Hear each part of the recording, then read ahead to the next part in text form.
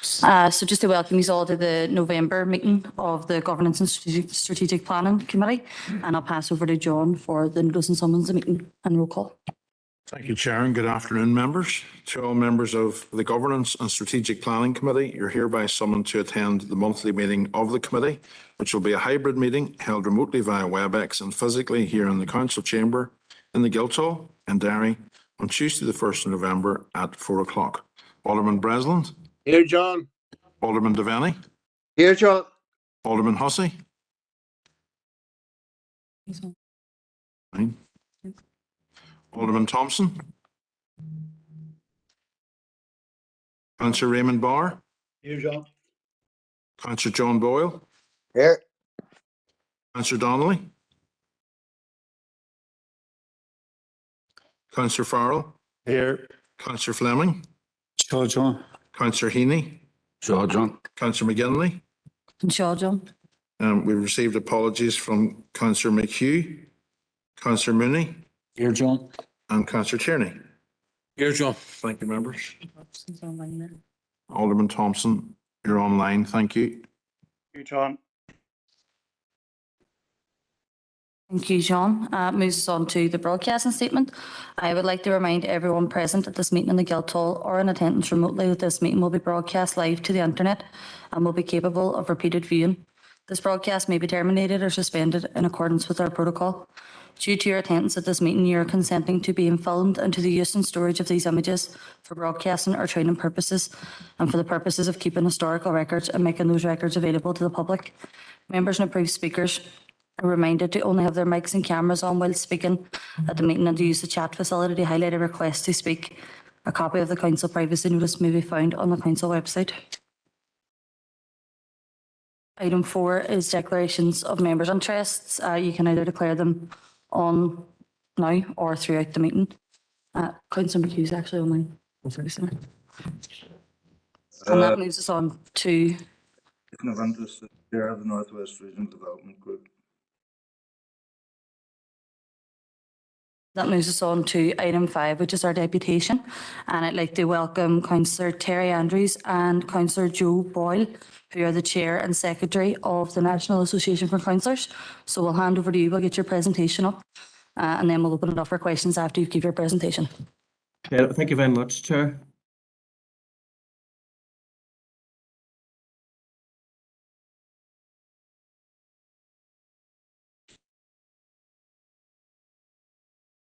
Not sure about the package. Notice it. At first, I'm not too sure of the procedures. This is a whole new ball game, but I'd like to take this opportunity to thank you very much for your kind invitation to have us here this afternoon before your committee. It's nice to see you, and also some of our colleagues who we know through membership of NAC and ILGA. And as I said, the introductions. I'm Terry Andrews, I'm chairperson of the NAC Northern Ireland region. I'll hand over to Joe. Hi, thank you, Terry. Good afternoon, Chair and members of the Governance and Strategic Planning Committee. Thank you very much for having us. Some of you will know me and others won't. I'm Joe Boyle.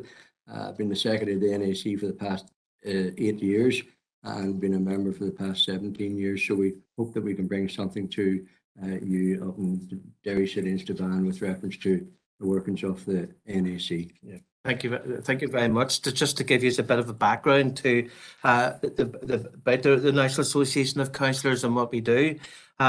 We represent all the elected members of local authorities in England, Wales, Scotland, and Northern Ireland.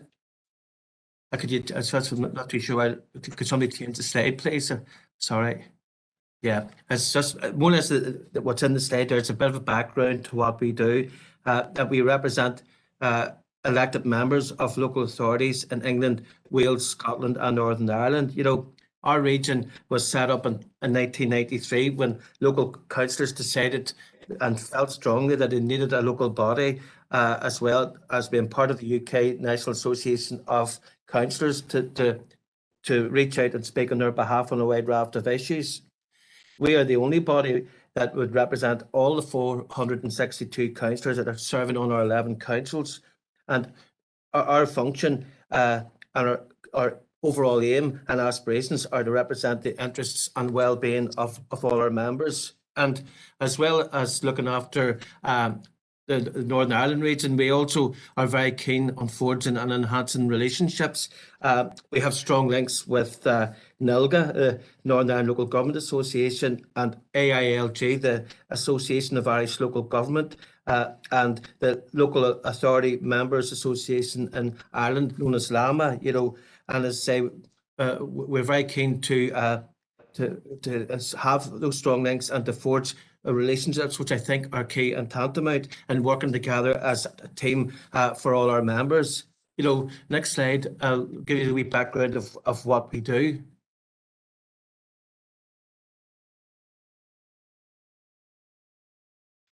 Thank you. More or less overall, what the National Association of Councillors do for our members is that we are very much keen to have regular communication. I think communication is the key here, that we keep our members up to speed with what's happening through information, through emails, newsletters, and we update our website accordingly to get that message out.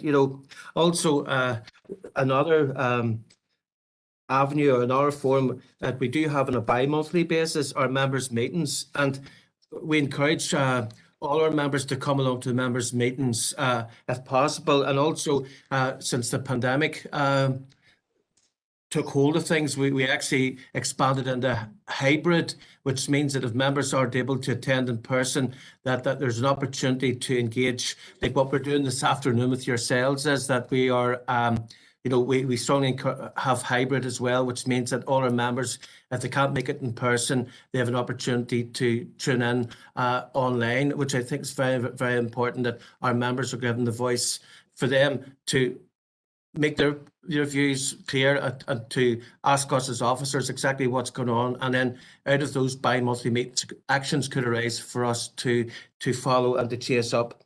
But, we also provide advice and information, and also we'd like to send posts for councillors who would contact our officers here on individual or collective problems, and we try to get some form of a solution. But we also, another key plank of what the NAC do, we also communicate with councils, government departments and external organisations on matters that might affect the council role. So I hope that the couple of slides so far have given you a wee bit more in-depth into what the association do. And I'm going to hand over now to the Secretary, Joe Boyle. So Joe, thanks very much. Okay, thanks, Terry.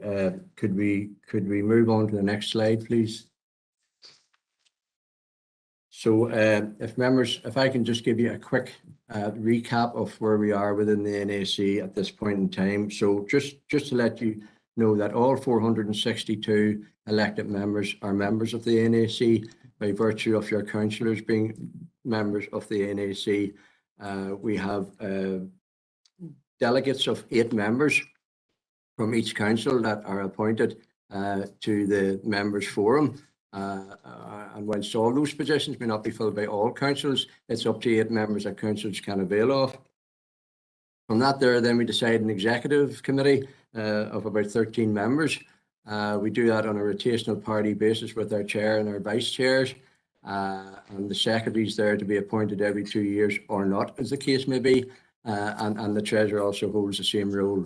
We have ladies representative equally on our executive committee members, as we have a space for independent. That's an independent elected as an independent, not an independent that became an independent. So that's basically the structures. We meet once a month, first Monday in every month in Carrickfergus for the executive committee, and we meet bi-monthly for our members forum meetings on generally what we had in place before COVID was a rotational council basis, and we're starting to get back in that, but we would always had it in a hospitality venue within that council area if the council wasn't available. Some are, and some are still not available. So we're moving on. We're very keen to implement a councillor equality programme. That means whatever council you sit on, you're treated as equally as any other councillor on any other council. And we find through our works and our findings and a request for information that that's not the case in all councils, so that worries us slightly insofar as trying to put that right. We're basing it on the working conditions aligned to ensure equality for all elected members across all councils. So we're looking for a review of that. We're actually working with the Department for Communities on this with Minister Hargy. At least we were until now. We don't even have part-time ministers. So we're at a bit of an end with reference to that. A lot of our information that we try to do is basically legislative led. And when we have no assembly, then it draws a line with reference to what we can do. So that's been a bit of a hindrance the last number of years, as we had a previous 3-year period without assembly, and now we have an ongoing period with no assembly. And all this means is that whilst the minister, who has been excellent to the NAC, Minister Hargy, and probably the reason for that is because she had been a councillor and understands councillors. But alas, that meeting and what she can do has come to an end insofar as that there are little things she could maybe implement within her own powers, within her own remit as minister for DFC, but many of them are what she requires or as legislated have to bring to assembly and get signed off. So that's something that we're continuing to work on. We've been meeting her most senior officials. We've had about 4 meetings with her senior officials, and only last week at our other week there at our annual conference in Cookstown, we had the senior officials once again addressing us at that conference. So what we want to do is try and get uniformity across all the councils in relation to the resources, materials and benefits that are provided to councillors to enable them to carry out their role, and the disparity between councillors' allowances and that of members of the Northern Ireland Assembly, members of Parliament and their staff. So we want to be brought into line on a pro rata basis of the operations that they have in the Assembly, the guidelines, and the earnings, and that of the Westminster too. We feel that as councillors, we are the 3rd tier of elected members, but in many ways we are the most important in our eyes, because we are the first port of call for most members of the public. When they have issues of concern, they tend to contact their councillor first, whoever he or she may be that they know, and from that their problems are addressed. So we believe that we are not merely just a 3rd tier of government, but we are actually an important tier of government to the public out there, and we believe we should be recognised as such for that position. If I could just move on to the next slide there. So this campaign has been ongoing, as I say, for a number of years, with breakages in between. No fault of NAC, I might add. And in that period, we have spoken to the various parties. We've met with them and their local government spokespeople, and we have the support of all their local government spokespeople. The reason for that and seeking those meetings was quite simple. We're also on the list for making a presentation to the Department for Communities Committee in the Assembly whenever that gets up and going again. And we believe there was no point in going to meet with that committee unless we had the blessing of the parties on that committee that were going to meet. So we did do all that. We've been around them all and we've met them all. So we're currently arranging to meet with representatives from all the councils to inform them and update them on the journey we are on. So thank you for you inviting us here today, rather than us wondering, can we come to you or not?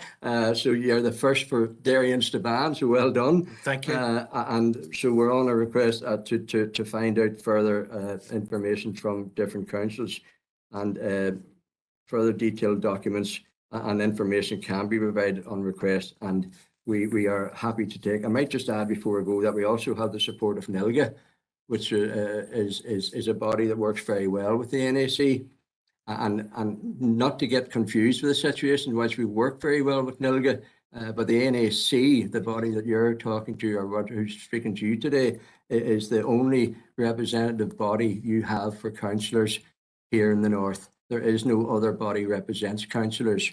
So NILGA will work with councils and incorporate councils into their thinking at times, but this is the only body that really represents the NAC. So I just want to put that out there for you anyway. And thank you very much for listening, and questions by all means, and hopefully we can answer them. And if not, we'll certainly get back to you on them. Thank you. Thank you, Terry and John, for that. It was quite informative. I've got a couple indicated speakers here, so I'm just going to pass over. They might have some questions or comments to make.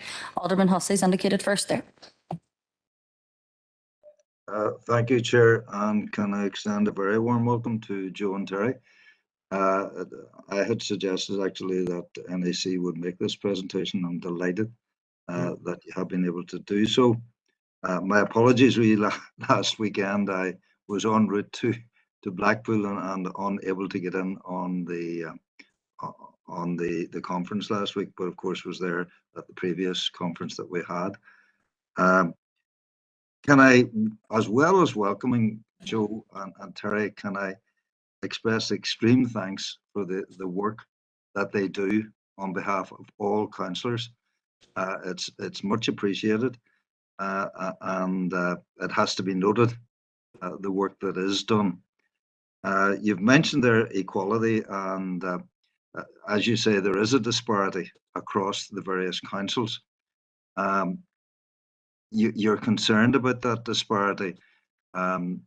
Through the party spokespersons at an assembly level, do you feel that you're getting anywhere to bringing the party's representatives on council together in a way of thinking? As one question.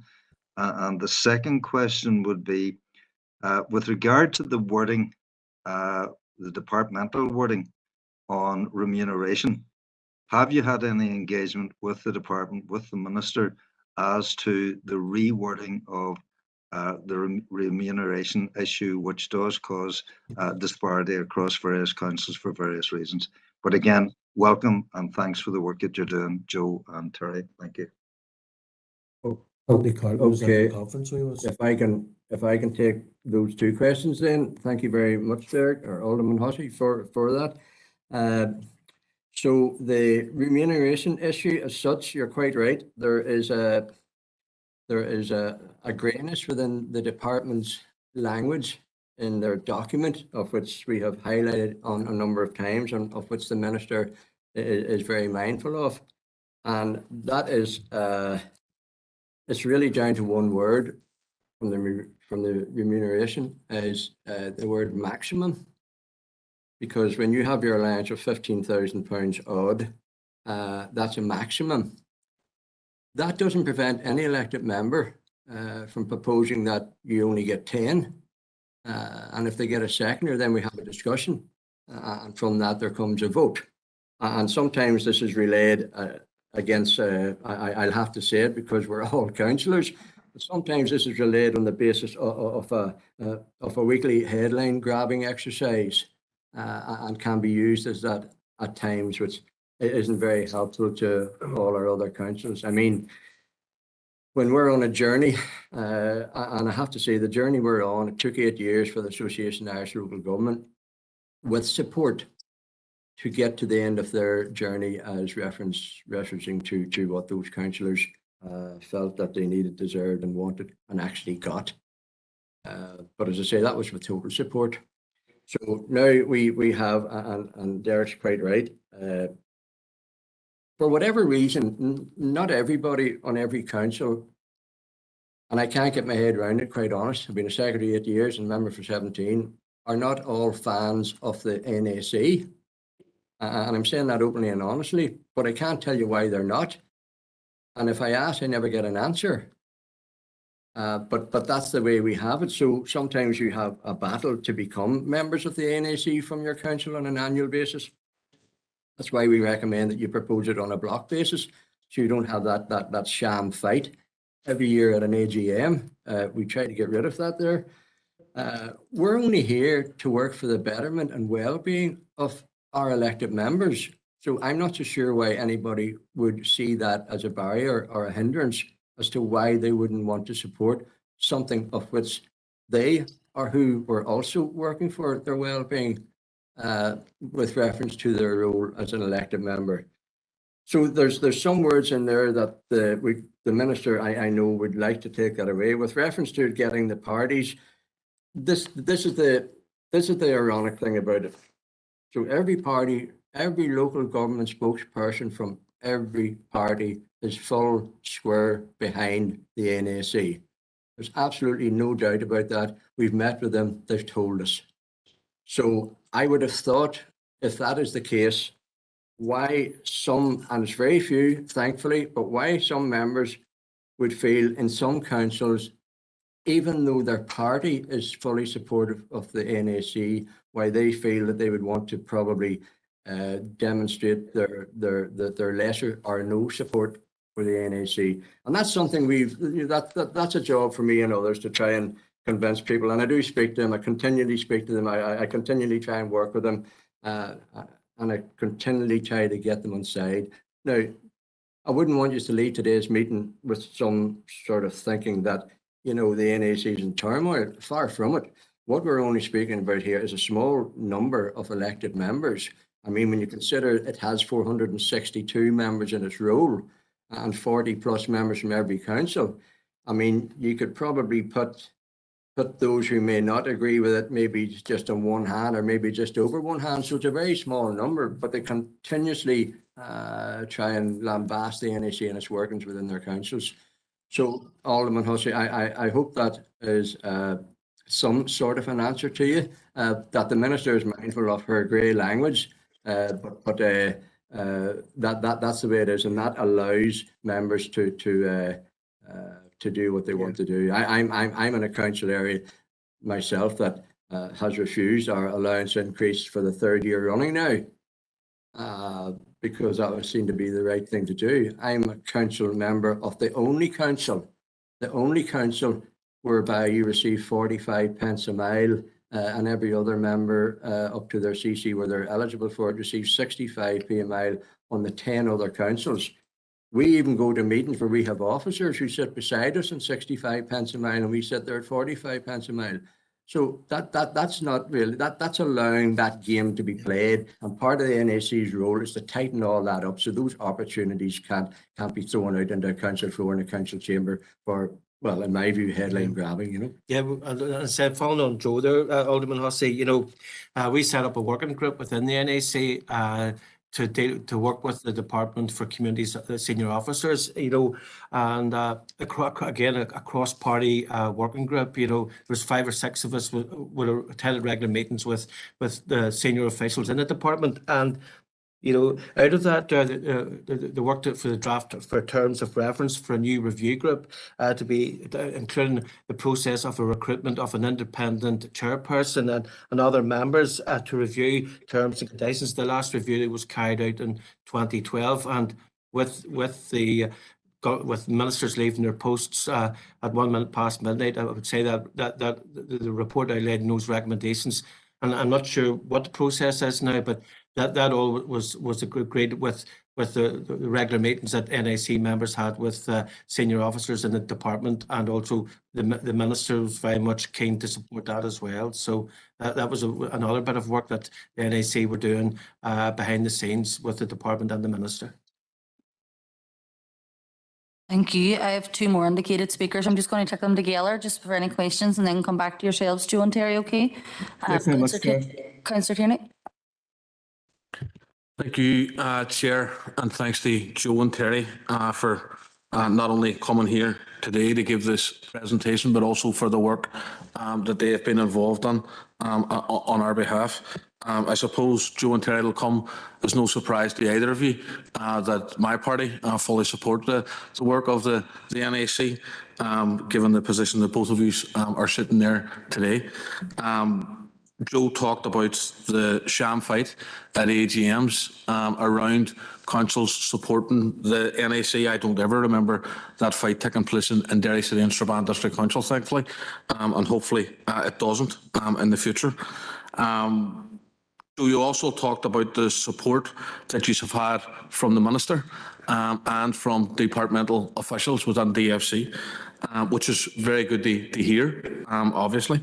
But obviously in the position that we're in at the moment, have the NAC given any thought or consideration to going round the logjam, where although Minister Hargey, as you say, was very supportive and we would welcome that, but unfortunately she's not in position any longer, and God knows when there will be another Minister for Communities.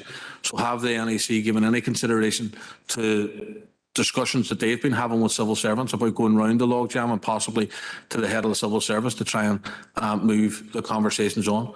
Because I think that would be an interesting conversation to have. And Joe also talked about local government being the third tier in government. I would argue that we're actually the first tier in government, and the link between the community and government. And I think that needs to be pointed out to the civil servants until, hopefully, if we do get a minister in place, because anybody who's doing the role properly will know that it's a lot more than a part-time role, and the remuneration obviously doesn't recognise that, in my view. So I think we need to understand, or the civil servants and the minister needs to understand, the future minister needs to understand the link that we play in terms of our role within the wider community, and linking issues that may come to a councillor first. And I'm sure you both are aware, as are other members across this chamber, that are then pushed up the line to an MLA and potentially an MP for that particular constituency. So I just wonder, have you had those conversations around what happens if Stormont doesn't come back, or if there's an election, or what, God knows what road that's going to go down, but you know, someone somewhere. I think Joe talked about an 8-year wait in the Republic. Realistically, we could be waiting 8 years for an executive. We have no idea what's going to happen. So those conversations that you are currently having with the civil servants should not be put on hold. Thank you. Brian, thanks for your attendance again. Thank you. No problem, Brian. Thanks very much, Chair.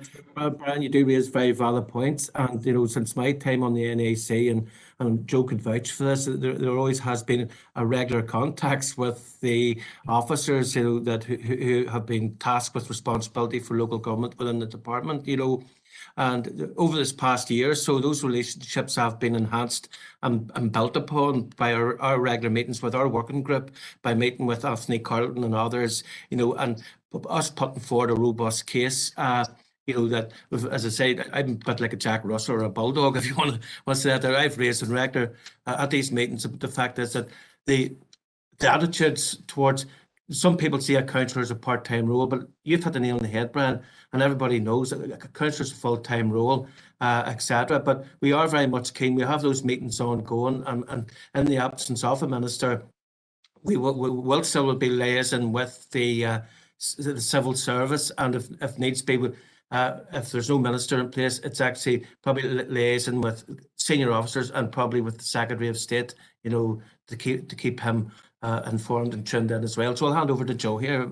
Yeah, thanks, Terry. Thank you, Brian, and thank you for your kind comments reference to the NAC. And I suppose, could I just say, when I said we were the third level, that's how we're viewed by those who look after elected members as a third level of government. I agree. I think we are the first, because we're the first port of call for constituents when they have issues. But it's trying to get ourselves recognised as that we should not be at the bottom of the barrel of everything that happens here. And that's where we are at the minute.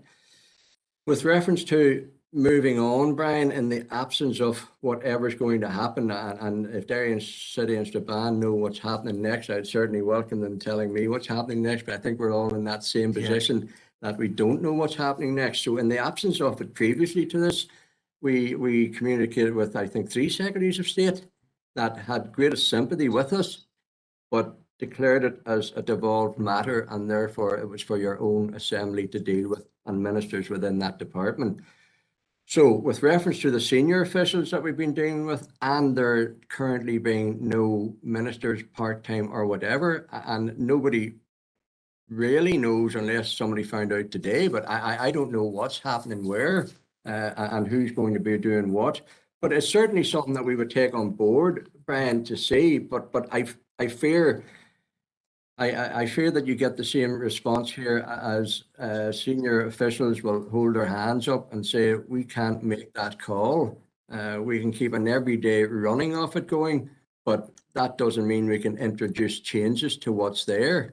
And I think more often than not, that's what we get in the absence of a minister. So we'll certainly keep an eye on it to see how things develop, if they develop at all. And if we can move any way at all, rest assured we won't be found wanting if we discover some way around being no minister in place. But I think that's an incredibly difficult position to take with anybody making a decision outside of the normal running of the department with reference to the normal running for councillors, etc. like that. I don't see them making any decisions over and above that. But certainly we could keep trying. Brian, thank you for your questions. Thanks, Brian. Thank you. Alderman Kerrigan. Thank you very much, Chair, for allowing me in. And I do thank you as well. I'm not a member of this committee, but I am one of our representatives on the NAC. And I do thank Terry and Joe there for their presentation. And it's very much appreciated. And it is, I think, myself, as Councillor Tierney has touched on there, we maybe don't have the same issue in our own council area in regards to maybe a wee bit of animosity towards the NAC as maybe some others. But my tenure on the NAC, I found that it's very much an organisation. It's across the parties, and it's very much an organisation trying to do the best that you can for all of the elected members. And credit to you for that. Again, the other wee issues that I was going to raise have been touched upon. There are certain as you said very well, Joe, there are certain issues there where some individuals, a headline grabbing, can just decide upon allowances being, councillors not get the allowance. And again, even ourselves here, our allowance has been frozen, whereby there have been increases in allowances for staff and various other. The councillor allowance within our own council is one of those things has been frozen this term. But no, it's just the pushing on that. So no, I do appreciate all the work that's been done and for the presentation. And I will as well, he's well able to say it himself, but I will thank you most sincerely. One of our colleagues there, and he is at the meeting here, Alderman Breslin, receiving his certificate there last Friday there for his 29-year service. So very, very much appreciated for that. But no, thank you very much. Thank you. Thank you very much for the kind words and all. And as I said, it was great to see Councillor Breslin getting his award. And again, to all other councillors, who have put in years of long service to their communities, and it's great as a National Association of Councillors that we every year take the opportunity to recognise our members and who've served through very trying and difficult times. And it's the least that we can do, for them, and the same goes to the rest of the councillors, for they all do go the extra mile as well and doing what they can for their people. Thanks, Chair. And could I finish off by saying thank you to the committee and thank you to the Chair for having us and hearing us today. And we have a very useful, regularly updated website. And we have minutes of meetings on there as well. So even if you weren't part of the NAC, if you wanted to find out more about the NAC, I would ask you to go on and visit those websites to see the information there that we have. And finally, when Terry talked about councillors and long established awards, I mean, this is something we've been doing for a number of years. We started with some councillors who were aging towards 50 years, currently serving still. Certainly some 45 years and that, and we worked our way down to the last compensation to 29, and we'll work it down. We'll maybe draw a line, hopefully, without speaking out of turn, about the 25-year term, because long service has to be long service. But one of the things about those guys who've served 40 years, 45 years, when they decide this April or this May or January, whenever they're not going to stand, or if they stand and are unsuccessful, I mean, I think there's something very wrong when people like that walk away from so many years in local government with hardly a thank you from anybody. I think we have a problem there with that, and that needs addressed. Terry and Joe, I have two more councillors that are looking to make No comments, problem. so. You're gonna- more than welcome. It's, no, and second, we appreciate the opportunity. Daniel Strabane have led the way here, and we're glad to be here before you. So you're very welcome, and thank you. No bother, Councillor Fleming, there.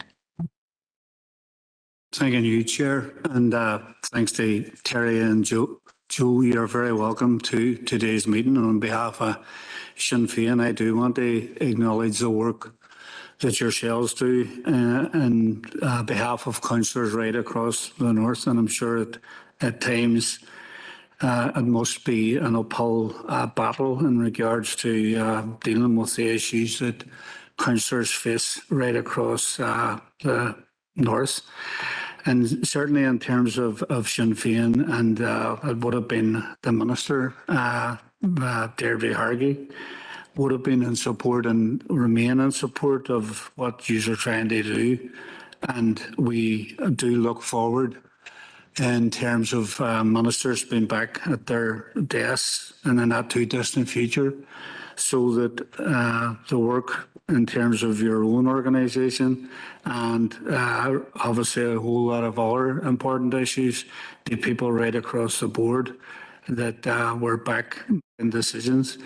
And I do think that at times, I'm sure it does feel a bit of an uphill, and in terms of maybe not always getting the support you deserve, but you do deserve their support, and councillors across the north deserve to be supporting each other. And in terms of waiting 8 years, that still makes you an optimist in the world we live in. Thanks, Paul. Alderman Devaney? Can I just say a warm welcome to Terry and Joe. It's good to see you. I'm attending the meeting here online, and on behalf of the DEP, I just want to thank you on behalf of our councillors once again for the work that you do and being the voice and the champion for us. And you know, you're quite right. You're quite right. I think as Joe said, we are at the cutting phase of politics when people need someone done, constituency issues or something like that. There, we're probably 9 times out of 10 the first port of call. And you know, I do understand this is supposed to be a part-time. Sometimes it's not even recognised as part-time, and many issues. But look, it is what it is, and we really support the work that you're doing. But Joe, I just wanted to ask in around I know some of the inequalities within the different councils. That, you know, what one councillor can get in one council can't get in the other.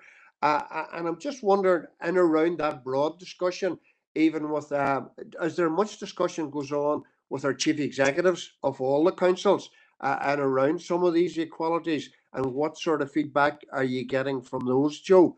But at the end of the day, I just want to add my congratulations to Alderman Breslin on receiving my colleague his 30-year certificate or whatever it is, and congratulate all those. And I'm sure, Joe, there are plenty more with longer years service, but we just want to say well done to Alderman Breslin at this time.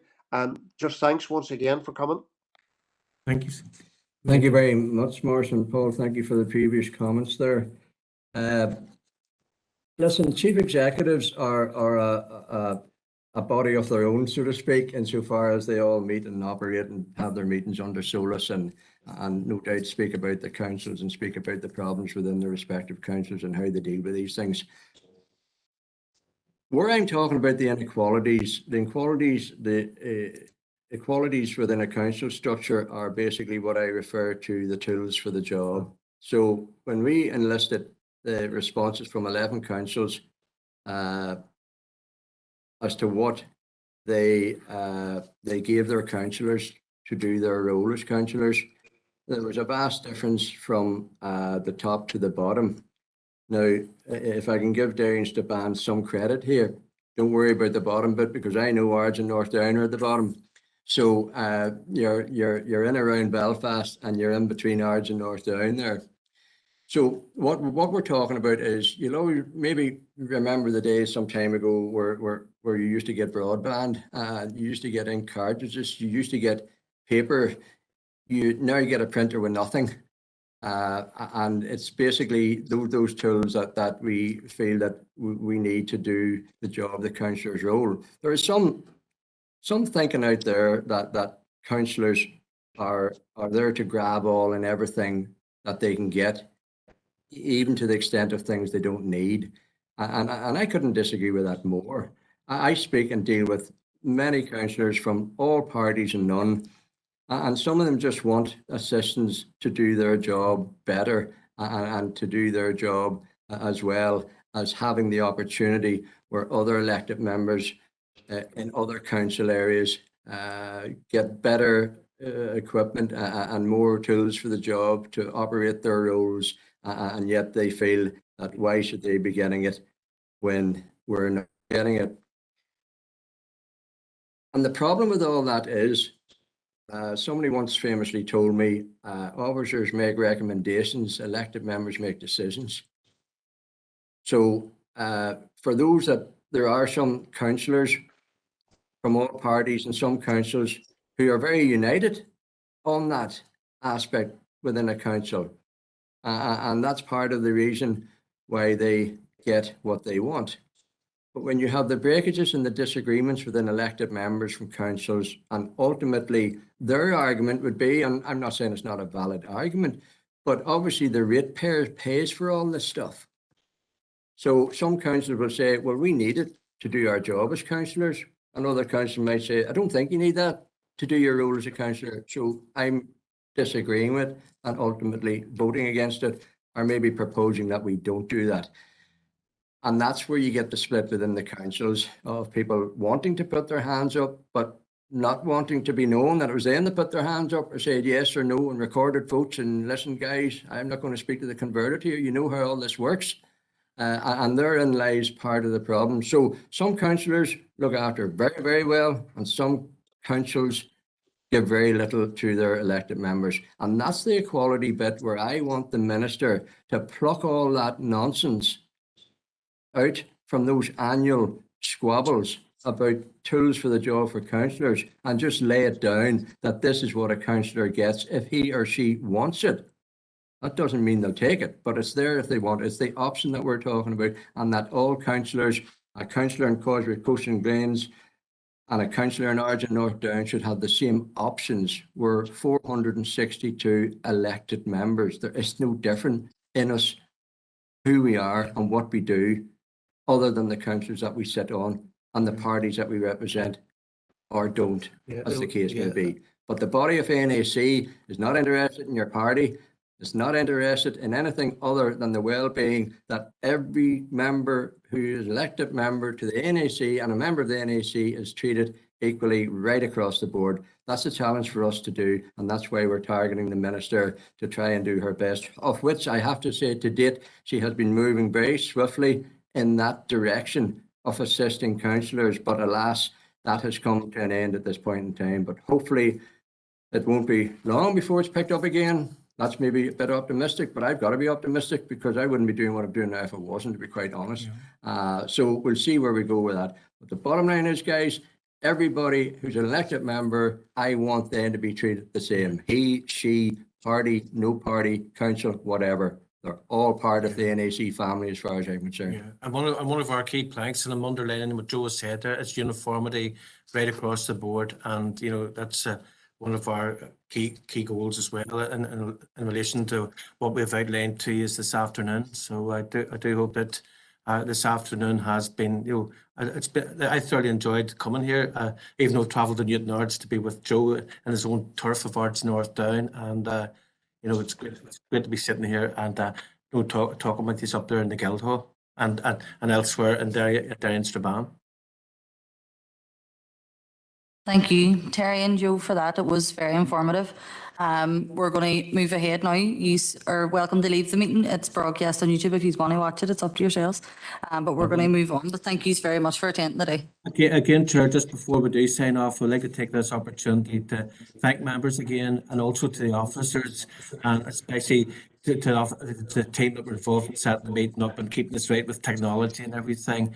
Again, the whole exercise, very much appreciated, and we'll let you get on with your business. So I'll hand over to Joe before. Go ahead, Joe. Just No, that's fine. Terry said everything, Chair. You get on with your agenda now. Thank you for having us again. and thanks everybody. No bother. Thank you. Thank you. Bye. Bye. So that moves us on then to item 6, which is chairperson's business.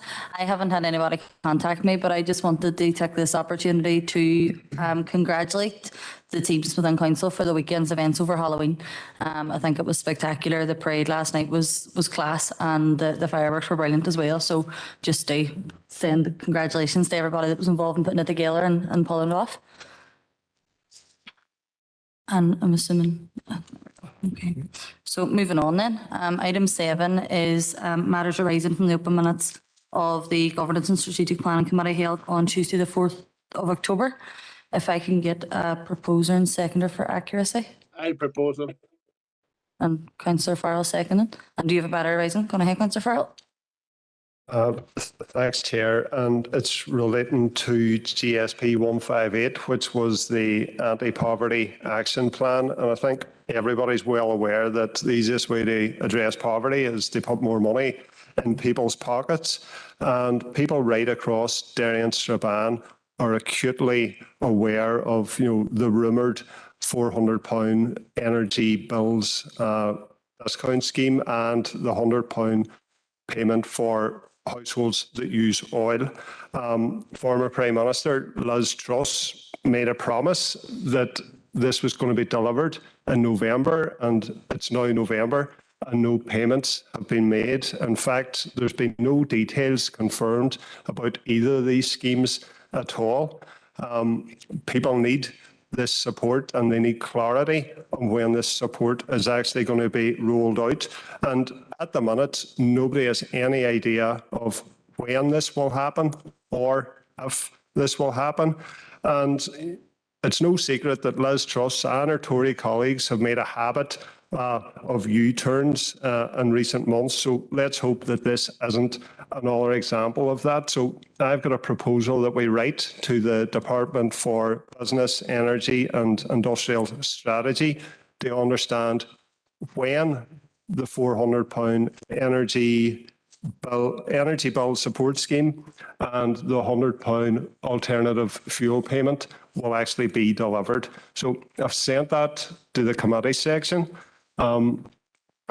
Obviously, this would need ratified at full council, and if there's good news between now and full council, we can obviously withdraw that and there'll be no letter needs to be sent. But this is important. People need to know that they are going to get this money because it's been promised. People have budgeted for this and the support isn't there at the minute. So we need to know, and we as a council need to be leading the charge in this. Thank you. Thank you. And Councillor Tierney has indicated that he's going to second that proposal. Is there any member that wants to speak to this proposal before we go ahead? Councillor Harkin, go ahead. Thank you, Chair, for letting me in. And I absolutely agree that it is very frustrating that there is a lack of clarity for people right across the north in terms of getting help from Westminster for energy costs. And I do agree. I'm all for sending strong letters outlining this council's frustration and demands to government ministers, and we should do that now. I also think that while we do that, I don't think that that's going to be the key way that we get clarity. The £400 needs to be paid as soon as possible, but we need a lot more.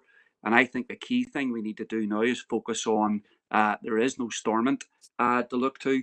I think we have to focus on mass mobilisations that mobilise people in big numbers so that government are forced to do things that right now they refuse to do. There'll be an absolutely massive mobilisation in London this weekend. Here in Derry, there's going to be a cost of living crisis protest led by the trade union movement and supported by community groups, cost of living campaigns, women's groups on November 26th. And I think that that's the way that we can send a very clear message to Tories and others who need to hear it, who are in a position to move this, to move help for people facing, energy, out of control energy costs forward. Thank you, Chair. Thank you. I don't have anybody else indicating to speak, and no one spoke against that proposal, so that will pass this stage. Yeah. Is there any other matters arising from last month's committee? Okay. So that'll move us on to item 8, which is the International Cities of Peace. And Rachel's going to open it up, but I just want to welcome Reverend David Latimer, who is joining us online in reference to this report. So I'll pass over to Rachel and then she'll bring in David. Thank you. Thank you, Chair. So the purpose of this report, as the Chair has said, is to receive the Reverend David Latimer, who wishes to brief the members on the International Cities of Peace initiative and seek Council's endorsement to initiate the process for this Council, Derry City and Strabane District Council, to join this network so that it may be recognised as an international city of peace. Members, you have a comprehensive report in your pack which talks about that gives you a detailed background of this initiative. And the recommendation before you today is really just to seek this endorsement. This is the second presentation that the Reverend Latimer has done for us. Members will be advised that we had a strategic growth partnership, a community planning partnership meeting on the 21st of October. And Reverend Latimer presented this proposal to the strategic growth partnership. We felt it was important that we put it into that partnership also because obviously this initiative spans beyond council. It looks at, civic, social, community and voluntary sector, private sector, wider society. And it was endorsed at the strategic growth partnership on the 21st. And obviously now we need the recommendation from council to proceed. So with that background, members, I'll pass over to the Reverend Latimer, who's been waiting patiently online. David, over to you.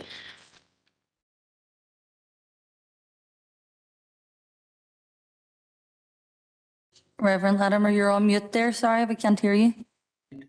How's that? A lot better. There we go. Good. Sorry about that. But thank you, Rachel, and thank you to all of you for giving me this opportunity to talk a little bit about International Cities of Peace. I started the journey rightly and properly with our council's chief executive, John Kelpie, shared with him this proposal, this invitation for our city to begin a journey to become an international city of peace. And that was a warmly received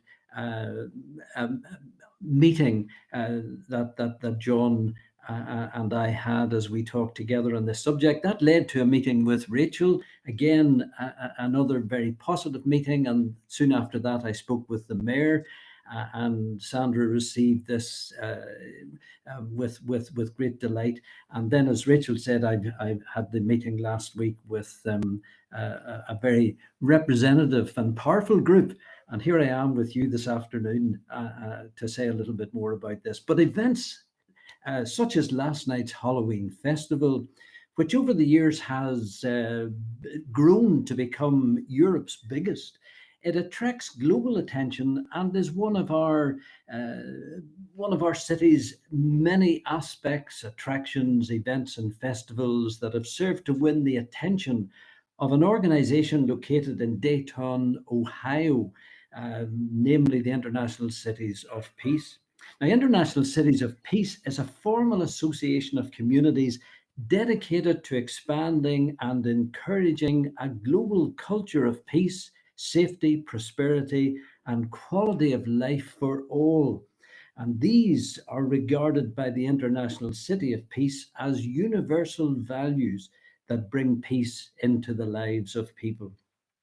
So impressed by the long journey that our city has been on, and acutely aware that there will still be many more hills to climb, International Cities of Peace wishes to assist us to develop that much coveted culture of peace by bringing us into their Cities of Peace family. Now, allow me just to draw attention to the reality that we're not being asked, rather, we're not asking to become an international city of peace. It's the other way around. International cities of peace are knocking on our door to offer us this opportunity. And if we embrace it, we will become the first city on the island of Ireland to have the prize, if you like, International City of Peace. There's a lovely old Celtic proverb that says, "It's a hard road that's walked alone." I believe that by becoming an international city of peace, we in the Derry City, Strabane District Council area, we will benefit from the journeys undertaken by more than 300 other cities in 60 different countries. And at the same time, our experience of moving progressively from darkness towards the light will be beneficial and empowering for people in other places who also need to make this journey. I was thrilled to receive the letter from the International Cities of Peace Chief Executive inviting us to become a city of peace. I very much hope that you this afternoon will give your support by endorsing the proposal for Derry City and Strabane District to become an International City of Peace and to establish an International City of Peace advisory panel that will enable us to progress on the key issues that are listed in your paper at paragraph number 3.1. We want to bring in as representative a group as possible so that all voices will be, if you like, in harmony, sending out the message that will be embraced warmly by international cities of peace. So that's essentially the story that I would like to share with you, and I'm happy to take questions if any of you would have issues you would like to raise with me. Thank you, Reverend Latimer. I have a couple of indicated speakers on this item. So first it was Councillor Tierney. Yes. Thank you, Chair, and thanks to Rachel and Reverend Latimer for presenting the paper. And I suppose thanks to Reverend Latimer, especially for bringing this suggestion to our Chief Executive and progressing it this far. I'm delighted to propose that we do accept the recommendations and do become an international city of peace. And have that title. It would be my opinion that we should have already had that title, and probably unofficially in very many ways do have that title. I think anyone who's looked back at our history and our past will see that this city has led the way in terms of peace building and with peace builders coming up throughout it. We're sitting in the only building in the world, I believe, that will very shortly unveil 3 major peace prizes. And I think that shows the pedigree that we have and the story that we have to tell. I've looked through the paper, and when I look at the City of Peace Advisory Panel, we are in a very fortunate position, I believe, Reverend Latimer, where we're going to be spoilt for choice because we have so many people who over so many years have put their shoulder to the wheel to try and make sure that this city lives in peace. And I think that we have a really interesting story to tell with lots of people from lots of different backgrounds and lots of different communities feeding into that. I think it's a very interesting journey, as you call it, that we will be on to be recognised officially as an international city of peace. And I think, you know, when you look at some of even the relationships within that potential City of Peace advisory panel, I think even that would be a very interesting conversation to be involved in, and lots of interesting people around that table who do what they have always done, in my opinion, and try and promote the very best that this city and district have to offer. So, Chair, I'm more than happy to propose the recommendations in this report. Thank you. And thanks again, Reverend Latimer. Thank you. Thank you, Brian. Councillor Fleming. Thanking you, Chair. And on behalf of Sinn Féin, could I welcome Reverend Latimer, David, to today's meeting, and to also acknowledge, David, your own contribution to building peace within our city and district and further afield.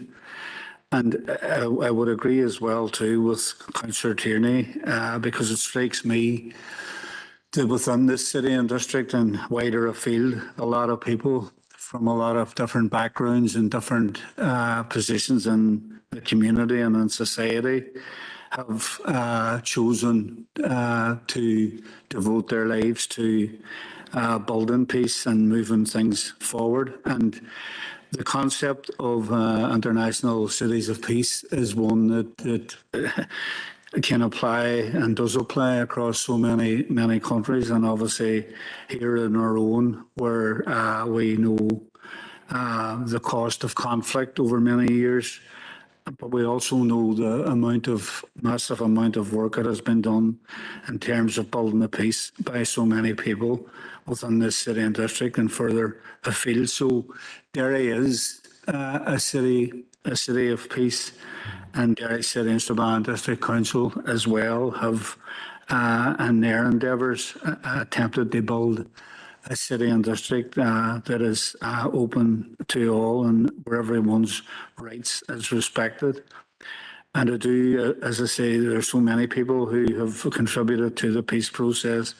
And as we know, right across the world, there's a number of people from the city who, in terms of John and Pat Hume Foundation and the Martin McGuinness Peace Foundation, again, have epitomised the journey that a lot of us have made in recent times and have made for the better. So again, I would second the recommendations, because I do think that having a panel or a committee that would be representative across all of society here, and then taking into account equality and justice for all, is something to be welcomed. And obviously we will bring to the wider community of international cities for peace our own experience, and obviously we'll be open to learning still from other people who have been through the process.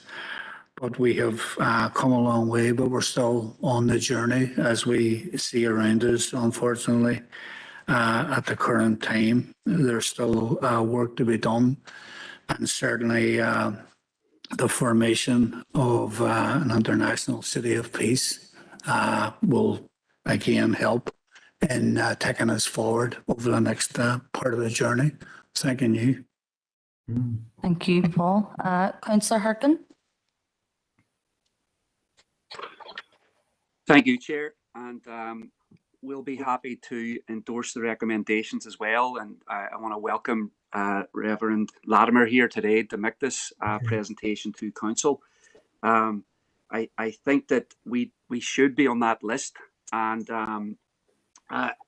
you know, we are all of us want to work towards you know, a vision of our city that is peaceful, and unfortunately, you know, there's still far too much sectarian division here.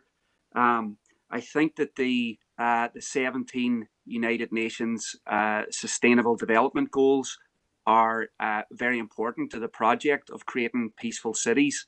You know, challenging poverty, challenging inequality, taking urgent action on climate. I mean, those are the things that I think can create peaceful cities where there's, you know, people living in harmony, and without the type of, you know, challenges that we see far too often in our own city and our own district, and really right across the world.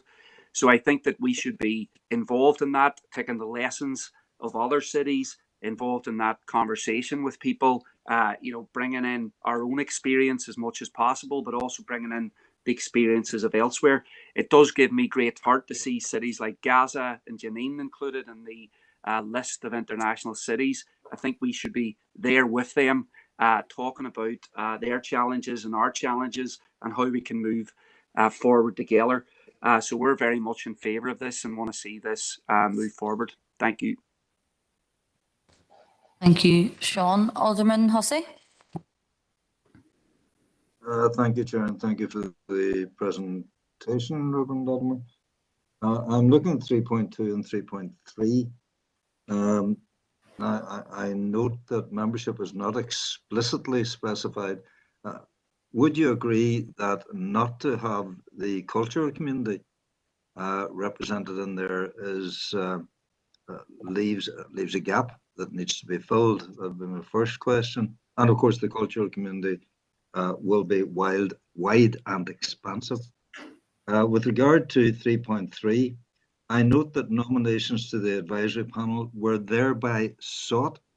So movement on this has already started, and it's from the Strategic Growth Partnership that these have been sought. This is cities of peace. I'm a rural councillor, David, and I get concerned when it's city this and city that and city the other. The application would be for the Derry City and Strabane District Council. So how do you envisage this being operated beyond the boundaries of Londonderry? Thank you. Yeah, thank you for that, Derek. Well, I would see this as something that's applying to the entire district, and I think that would be a platform that I would want to be moving forward on. There will be ripple effects from our city, Derry, Londonderry, becoming an international city of peace, and those ripple effects, I think, will extend throughout the entire district. And therefore, I don't think any part of our district will be disadvantaged. In fact, I would think there's win-win for all of us here by embracing this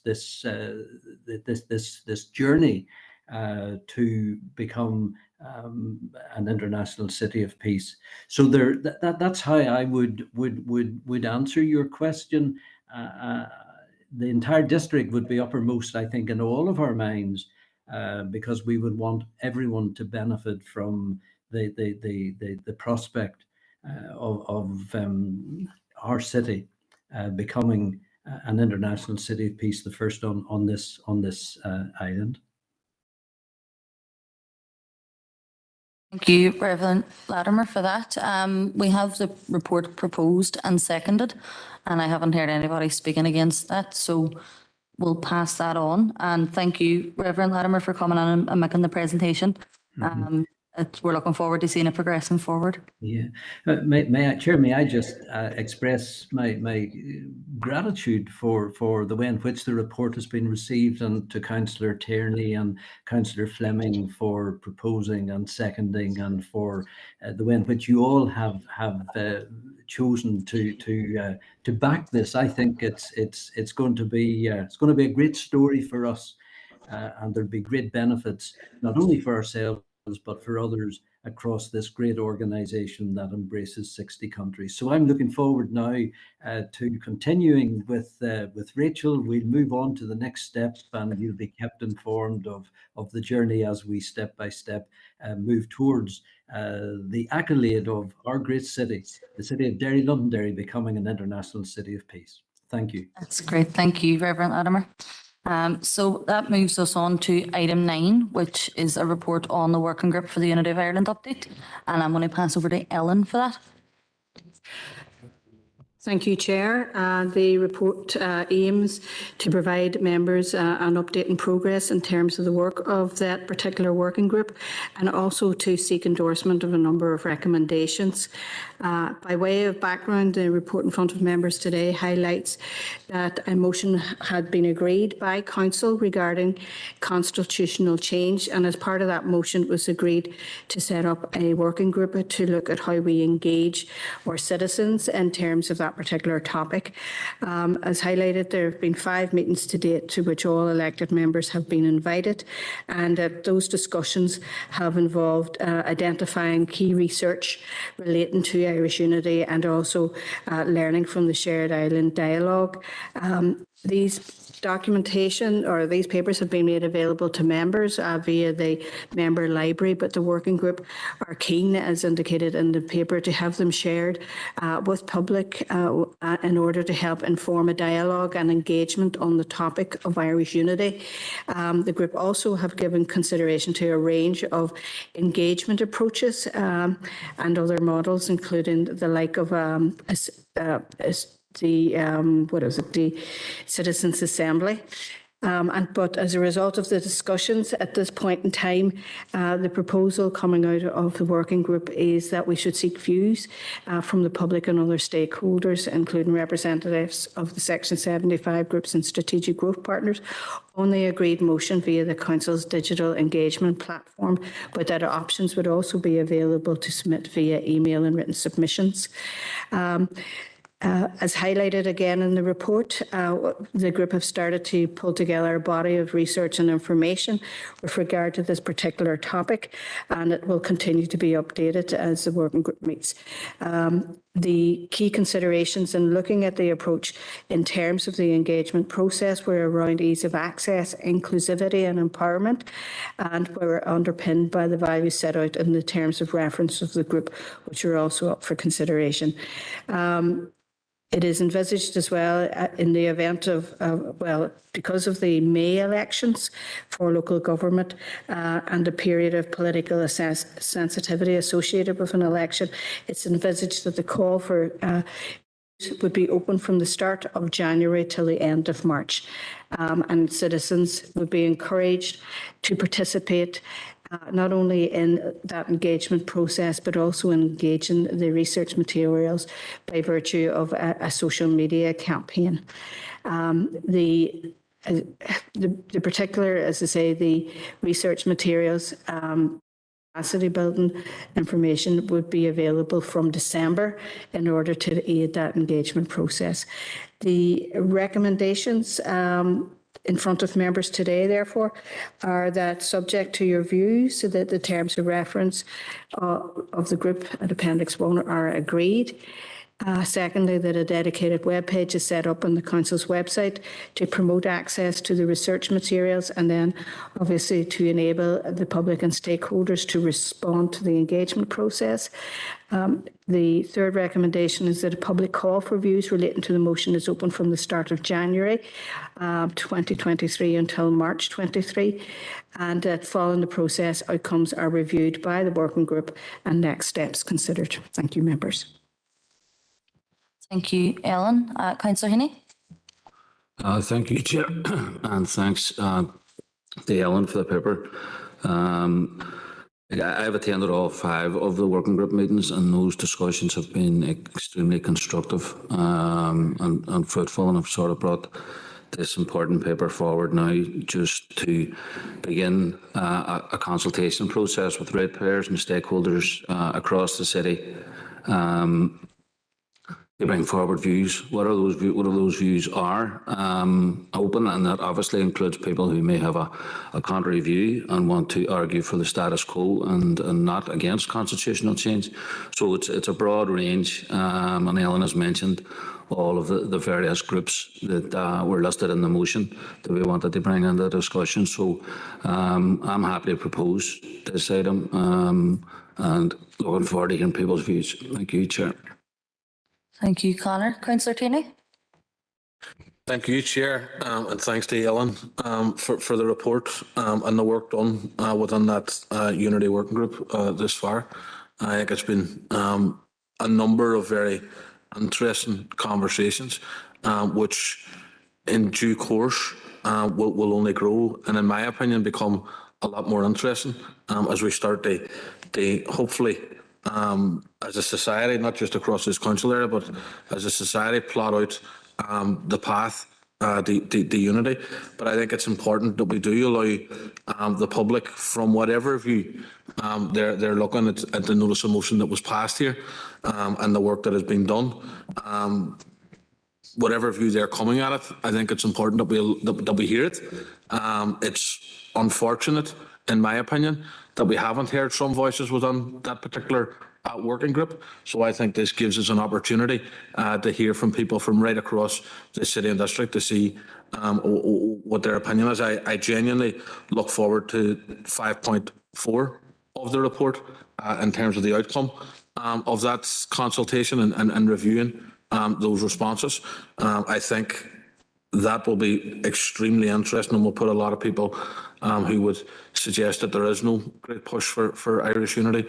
I would suggest that that might put their narrative to bed, hopefully. But look, I think this is a very interesting piece of work that we're being involved in.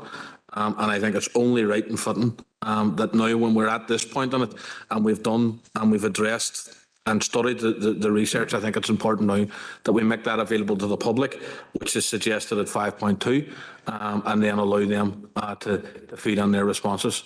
And I know Councillor Heaney has proposed the paper, and I'm more than happy to second that we do travel in this direction.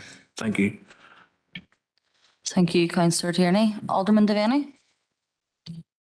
Thank you, Chair, for allowing me in, and just on behalf of the DUP, we will not be supporting the recommendation. We didn't nominate anyone to this committee, and that remains our stance. So it is, and we talk about constructive dialogue and stuff like that, but the one thing those people on the committee, probably Republicans, Sinn Féin, SDLP and others, but when you look at the notice of motion that went through, Chair, there were 12 against and 1 abstention. That's a substantial part of our council, a substantial percentage. And look, I'm talking from my own party, DUP, and I do say I stand by that debate that we will not be getting involved in this. We talk about constructive. Every poll that I look at, and I've listened to many polls over this last year, the vast majority still want to remain within the United Kingdom, and that's where we're sitting at, Chair, and we won't be changing our stance, so we will be opposed to the recommendation. Thanks, Chair. Thanks, Alderman Devaney. Alderman Hussey. Thank you, Chair. It's interesting that some people are prepared to give an open check or blank check to some people on this. I note in 4.6, it may be necessary to identify a budget and dedicated resources. Has anybody quantified that? And as with Alderman Devaney, the Ulster Unionist Party have not and will not be supporting this particular body and will not be voting against the recommendation. Thank you. Thank you. Councillor Harkin. Thank you, Chair. People Before Profit will be voting to support the recommendation. Look, the DUP and some others might not like it, but there are many people who are just fed up with, they're watching what the Tories are doing, destroying our public services, creating political chaos, trashing an economy. They're fed up with Stormont dysfunction. And there's people across the south as well who are fed up with elite rule by Fianna Fáil and Fianna Gael. And they want to have a discussion about how we can make things better for people right across this island, people in all communities. And people right across the communities are having these discussions in trade unions, in anti-racist campaigning groups, in equality campaigning groups for LGBTQ people, for women's rights. This discussion is happening about how we can make our island a better place for the vast majority of people. So we're supporting this on the basis that we have to actually create avenues and vehicles and ways for people to give their opinion, to have discussions, to have arguments, to put forward ideas. And that's what we need right now. We don't want to be in a position where we're shutting down this discussion and shutting down this debate. People are frustrated at what's happening, are frustrated with the status quo. And I think it's important that we create ways for people to talk about what different ways of making our society better would be. Thank you, Councillor Harkin. So the report has been proposed and seconded. We're going to go to a vote. I'm going to pass over to John. Do take that vote for us. Thank you, Chair. Alderman Breslin. Against. Alderman Devaney. Against. Alderman Hussey. Against. Alderman Thompson. Against. Councillor Raymond Barr, For. Councillor John Boyle, For. Councillor Farrell, For. Councillor Fleming, Or John? Councillor Heaney, Or. Councillor McGinley, Or. Councillor McHugh. He had to go. There you go. Thank you. Councillor Mooney, For. Councillor Tierney. For. Thank you, members.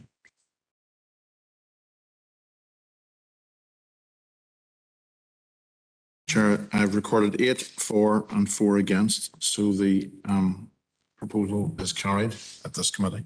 That's great. Thank you for that, John. So that, There was a question asked. what was the question, Alderman Hussey? Did anybody quantify the budget and dedicate Budget, okay. resources? Chair, I maybe come in on that one. I'm happy for further detail if Ellen wishes to add.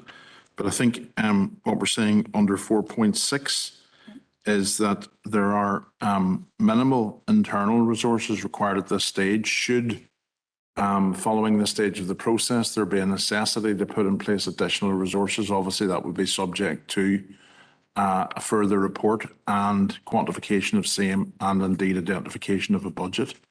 Ellen, is there anything you wish to add at that point? No, nothing further, John. Thank you. Does that answer your question, Alderman Hussey? It answers the question but doesn't clarify the situation. Thank you, Chair. Okay, so we're just going to move on then. That's now passed at this stage. Items 10 to 13 are open for information. I'm just going to take them together if anybody wants to speak to any of them at this stage. Give it a wee second. Item 10, Chair. Go ahead. Is that me, Chair? Yeah, go ahead. Welcoming spaces, and I'm going at a slight tangent here. With regard to welcoming spaces, we'll be approaching Christmas shortly, and our town centres will be dressed for the occasion. Town, village centres and city centres will be addressed for the occasion. There is a possibility that there will be an election during that Christmas period. I want to hear from other parties and independents as to how they feel that during that period, if there is an election, that our town centres, city centres, village centres could be kept clear of posters, particularly on those standards that council will have placed Christmas illuminations, etc. That's if an election is declared. But I think at that time of year, when we want to have welcoming spaces in our city, town and villages, that it might be a positive move. I just wonder how others feel about it. Thank you, Chair. Alderman Hussey, that's not really anything to do with the report. The report's the warm spaces and welcoming places. So you can probably contact the parties and ask them if you want that answer. But I don't think that this is the forum for it, to be honest. So is there anybody else wants to? Councillor Harkin, item 13. Thanks, Chair. This is just in regard to the correspondence that Council sent the CWU, the Communication Workers Union, regarding the strikes by Royal Mail workers and British Telecom workers and Open Reach workers. I see that we contacted Dave Ward, who is the General Secretary for the CWU, and he has said that he's not able to present the Council. Can I ask that we and can I ask that the committee propose that we invite the regional secretary for the CWU? I think that was the idea anyway, and it's possible there'll be more available than Dave Ward. The regional secretary is Aaron Massey, and can be contacted, locally. Thank you, Chair.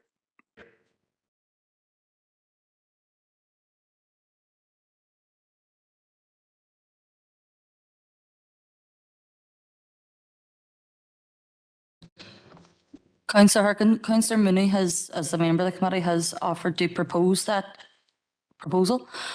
Do you have a seconder? Councillor Farrell, that's grand. We'll take that and we'll get that letter sent off. Is there anybody else that wants to raise any issues under the open for information at this stage? No. Can I get a proposer and seconder to go into confidential? I'll propose. Okay. Just give it a wee second to her.